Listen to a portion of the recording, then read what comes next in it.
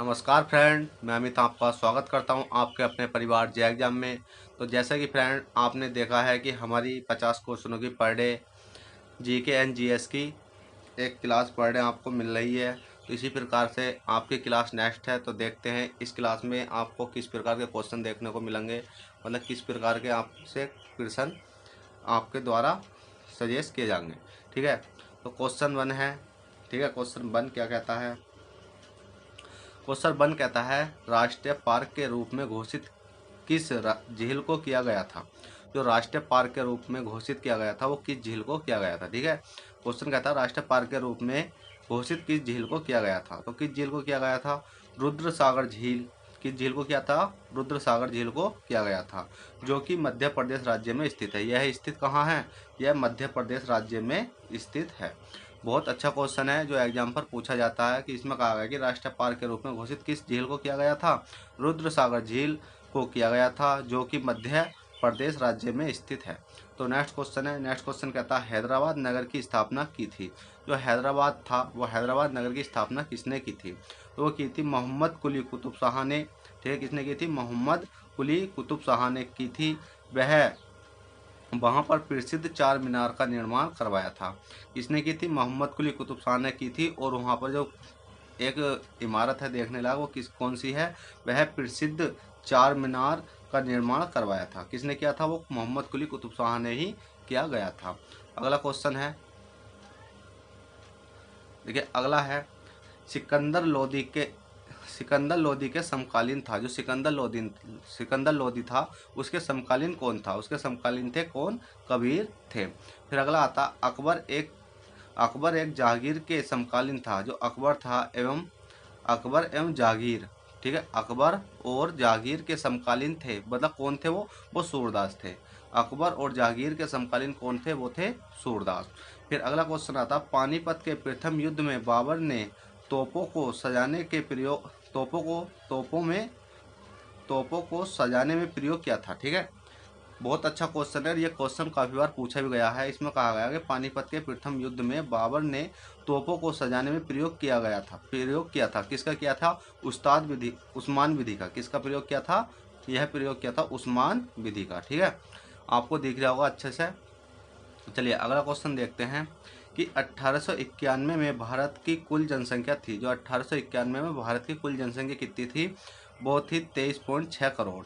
पर सन 2011 की जनगणना के अनुसार जो भारत की जनसंख्या हो गई थी वो कितनी हो गई थी? 126 करोड़। ठीक है, अब कितनी जनसंख्या है? अगर इस टाइम वर्तमान में बात करी जाए तो समथिंग 150 करोड़ तो होगी। ठीक है, तो इसके बाद अगला क्वेश्चन आता अन्नपूर्ण योजना का शुभारंभ किया गया था। अन्नपूर्ण जो योजना थी उसका शुभारंभ कब किया गया था? सन 2000 में किया गया था। चलिए अगले क्वेश्चन देख लेते हैं। अगला क्वेश्चन कहता है 1993 तक भारत में गरीबी का आकलन किसके रूप में किया जाता है? 1993 तक भारत में गरीबी का आकलन किसके द्वारा किया जाता है? किसके द्वारा किया जाता है? राष्ट्रीय नमूना सर्वेक्षण संगठन। राष्ट्रीय नमूना सर्वेक्षण संगठन के द्वारा किया जाता है। इसको अगर इंग्लिश में बात करी जाए तो इसकी फुल फॉर्म होती है NSSO। ठीक है, NSSO। फिर अगला आता है पृथ्वी और सूर्य के मध्य सर्वाधिक दूरी किस दौरान होती है? पृथ्वी और सूर्य के मध्य सर्वाधिक दूरी किस दौरान होती है? वो किस दौरान होती है? अपसोर के समय होती है। ठीक है, अगला क्वेश्चन आता है किस सुल्तान ने धर्म को राजनीति से अलग रखा? किस सुल्तान ने धर्म को राजनीति से अलग रखा? वो रखा था अलाउद्दीन खिलजी ने। ठीक है, अलाउद्दीन खिलजी ने। तो चलिए नेक्स्ट क्वेश्चन और देखते हैं, जब तक इन्हें नोट कीजिए आप। तो देखिएगा नेक्स्ट क्वेश्चन है दिल्ली सल्तनत का पहला अफगान शासक था। जो दिल्ली सल्तनत थी उसका पहला अफगान शासक कौन था? वो था बहलोल लोदी। कौन था? बहलोल लोदी। फिर अगला क्वेश्चन है सिकंदर लोदी के मकबरे का निर्माण करवाया था। जो सिकंदर लोदी था उसके मकबरे का निर्माण करवाया था इब्राहिम लोदी ने। ठीक है फ्रेंड, इन चीज़ों को मैं डिटेल से ही पढ़ाऊंगा जब डिटेल से आपको बोर्ड पे द्वारा पढ़ाया जाएगा। अब तो ये ऐसा है, ये क्वेश्चन मेरे लिखे हुए थे तो मैंने इसलिए सोचा कि आपको पढ़ा दिया जाए जिससे कि आपकी हेल्प हो सके। तो मैं इनको डिटेल से ही पढ़ाऊंगा कि सिकंदर लोदी कौन था, कब भारत में आया था और इसने किस पर आक्रमण किया था। ठीक है, सब चीज़ डिटेल से पढ़ाई जाएगी। ठीक है, अगला क्वेश्चन आता है तेनालीराम दरबार में था। वो तेनालीराम था एक शासक था, मतलब तेनालीराम, वो किसके दरबार में था? वो कृष्णदेव राय के दरबार में था, कृष्णदेव राय के दरबार में था। बीजापुर के गोल गुम्बद का निर्माण करवाया था। जो बीजापुर है, ठीक है, उसमें आता है जो आपका हिस्ट्री में, बीजापुर के गोल गुम्बद का निर्माण करवाया था, वो किसने करवाया था? मोहम्मद अलीद शाह ने। किसने करवाया था? मोहम्मद आदिल शाह ने करवाया। ठीक है, आदिल नहीं है, जो मोहम्मद आदिल शाह ने करवाया था। फिर अगला क्वेश्चन आता है, दक्षिण ध्रुव का अक्षांश होता है, जो दक्षिण ध्रुव होता है उसका अक्षांश होता है कितना होता है? 90 डिग्री होता है। तो चलिएगा अगला क्वेश्चन देख लेते हैं। ताजमहल का मुख्य वास्तुकार था, जो ताजमहल का मुख्य वास्तुकार था, जो ताजमहल का निर्माण कराया था, वो किसने, मतलब ताजमहल जो की नींव रखी थी वो किसने रखी थी? उस्ताद अहमद लाहौरी। उसका नाम था उस्ताद अहमद लाहौरी। एवं प्रधानमंत्री उस्ताद ईसा खां था। प्रधानमंत्री तो था मिस्त्री, जो प्रधान मिस्त्री था उस्ताद ईसा खां था। ठीक है, तो चलते हैं अगले क्वेश्चन देखते हैं। अगले क्वेश्चन किस प्रकार के हैं आपके, तो देखिएगा अगला क्वेश्चन है, सिंधु सभ्यता प्रसिद्ध थी। जो सिंधु सभ्यता थी वो किससे प्रसिद्ध थी? सुनियोजित शहर हेतु। सिंधु सभ्यता किससे प्रसिद्ध थी? सुनियोजित शहर हेतु। सिंधु सभ्यता का सर्वाधिक पूर्वी एवं पश्चिमी पूरा स्थल है, वो कौन सा है? आलमगीरपुर और कौन सा? आलमगीरपुर और कौन सा? सुत का गेंडोर। ठीक है, फिर अगला क्वेश्चन आता है, सिंधु सभ्यता का उत्तरी एवं दक्षिणी पूरा स्थल है। जो सिंधु सभ्यता है उसका, देखिए मैं थोड़ा सा ऊपर कर देता हूँ इसको, आपको देख नहीं होगा, अब देख रहे होगा। सिंधु सभ्यता का उत्तरी एवं दक्षिणी पूरा स्थल है, कौन सा है? मादा। और कौन सा है? दाईमाबाद। मादा है और दाईमाबाद है। ठीक है, इसके बाद आता है अगला क्वेश्चन, हड़प्पा सभ्यता के बारे में सबसे पहले जानकारी दी थी। जो हड़प्पा सभ्यता थी वो सबसे पहले जानकारी किसने दी थी? चार्ल्स मेसन ने दी थी। और कब दी थी? वो दी थी 1826 ईस्वी में दी थी। किसने दी थी? चार्ल्स मेसन ने दी थी और 1826 ईस्वी में दी थी। फिर अगला क्वेश्चन आता है, मोहनजोदड़ो एवं हड़प्पा की पुरातात्विक खुदाई के प्रभारी थे। ठीक है, मोहनजोदड़ो एवं हड़प्पा की पुरातात्विक खुदाई के प्रभारी थे, कौन से थे? Sir John Marsons. ठीक है, चलिए अगला क्वेश्चन देखते हैं। अगला क्वेश्चन आता है, मिस्र के राजा कहलाते हैं थे। जो मिस्र था उसके राजा कहलाते थे, उसको कहते थे फराओ। ठीक है, मिस्र के राजा को क्या कहलाते थे? फराओ कहते थे। फिर अगला क्वेश्चन आता है, सवजातिक चिन्ह देता है। सवजातिक नहीं होता, यह स्वास्तिक। ठीक है, ये क्या है? स्वास्तिक चिन्ह देता है सिंधु सभ्यता का। स्वास्तिक चिन्ह तो देता है, वो क्या देता है? सिंधु सभ्यता का चिन्ह देता है।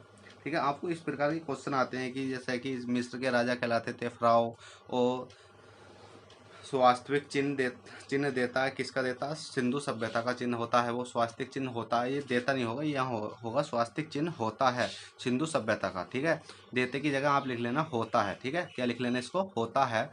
किसका होता है? सिंधु सभ्यता का। ठीक है, मैं इसलिए पढ़ने में थोड़ी मिस्टेक हो गई थी। फिर अगला आता है, सिंधु घाटी सभ्यता थी। किसकी सभ्यता थी? आद ऐतिहासिक। कैसी सभ्यता थी सिंधु घाटी? आद ऐतिहासिक। ठीक है, सिंधु घाटी सभ्यता थी आद ऐतिहासिक। फिर अगला क्वेश्चन आता है, हड़प्पा स्थित है। जो हड़प्पा है वो कहाँ स्थित है? रावी नदी के तट पर स्थित है। कहाँ स्थित है? रावी नदी के तट पर स्थित है। फिर अगला आता है, हड़प्पा के लोग अनभिज्ञ थे। जो हड़प्पा थी उसमें, हड़प्पा सभ्यता थी, उसके जो लोग थे वो किस चीज़ से अनभिज्ञ थे? एक क्वेश्चन जो पूछा जाता है कि देखा भी गया है कि हड़प्पा के लोग अनभिज्ञ थे, वो किस चीज़ से अनभिज्ञ थे? वो लोहा से अनभिज्ञ थे। तो चलिएगा अगला क्वेश्चन देखते हैं, अगले क्वेश्चन क्या कहते हैं।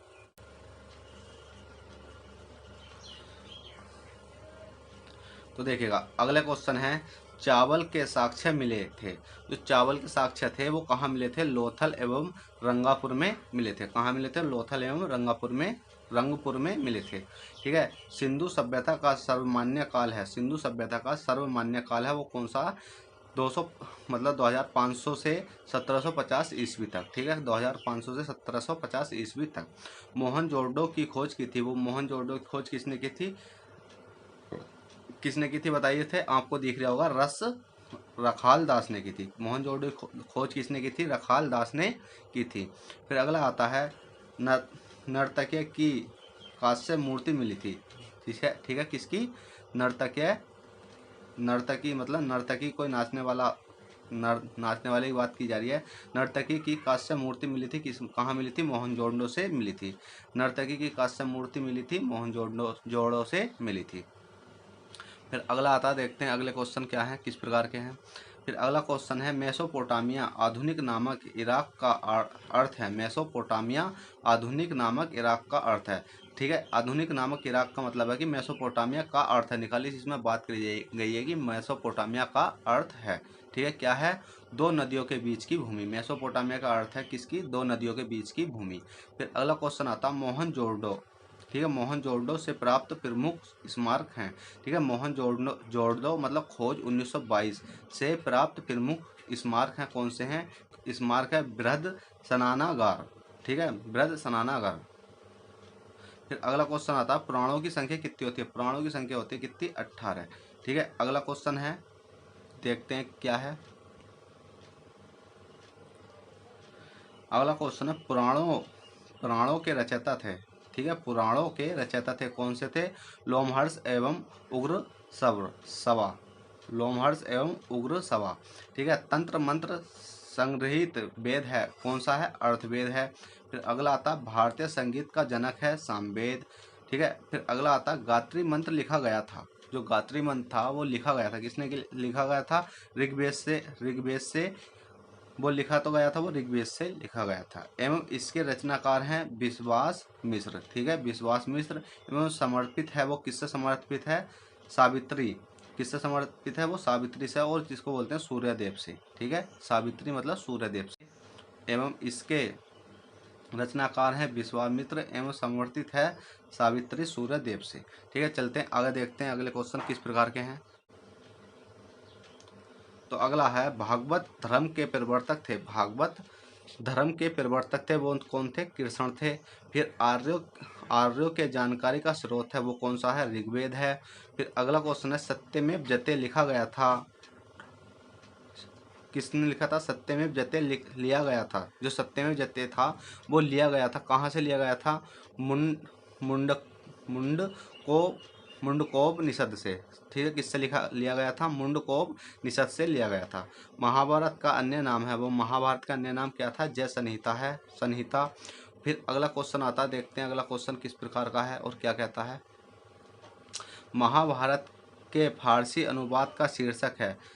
महाभारत के फारसी अनुवाद का शीर्षक है, कौन सा है? रजमनामा। महाभारत के फारसी अनुवाद का शीर्षक है, कौन सा है? रजमनामा। आर्यों का भारत आगमन हुआ था 1500 ईस्वी से पहले।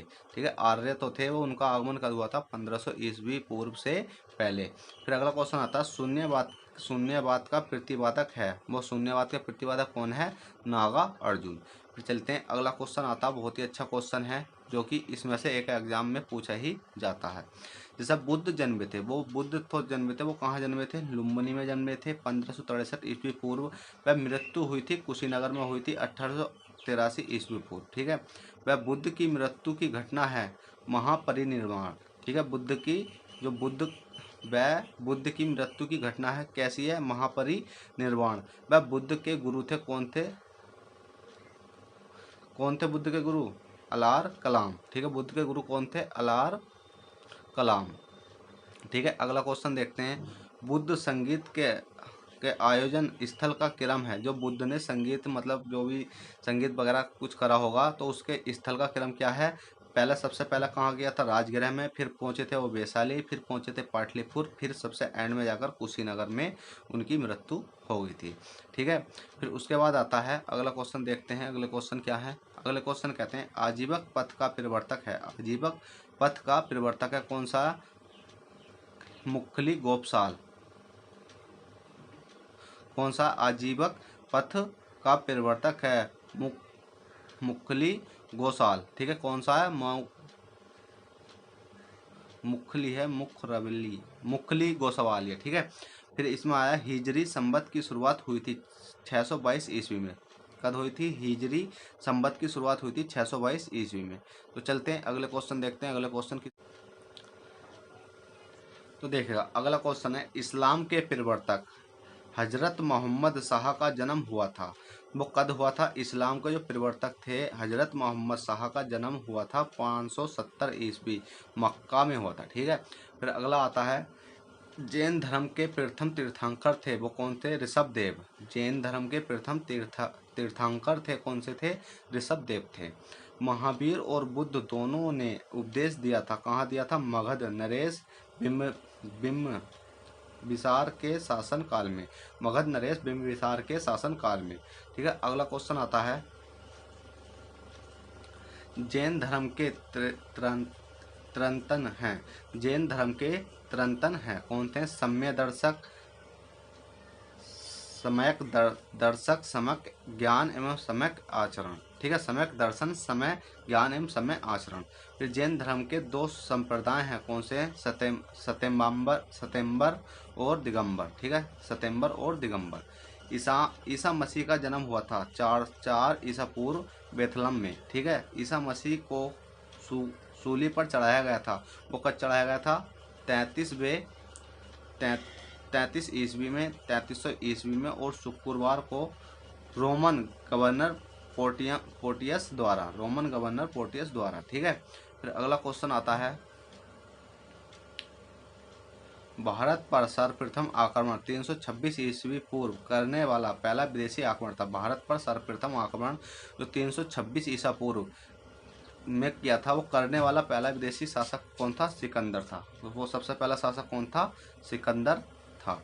ठीक है। अगला क्वेश्चन देखते हैं, सिकंदर की मृत्यु हुई थी 323 ईस्वी पूर्व, कहाँ हुई थी? बेबीलोन में। ठीक है। सिकंदर की मृत्यु हुई थी 323 ईस्वी पूर्व, कहाँ हुई थी? बेबीलोन में। ठीक है। कहाँ हुई थी? बेबीलोन में। तो फ्रेंड, इस वीडियो में इतना ही, फिर मिलते हैं आपसे नेक्स्ट क्वेश्चनों के साथ। जब तक के लिए बाय।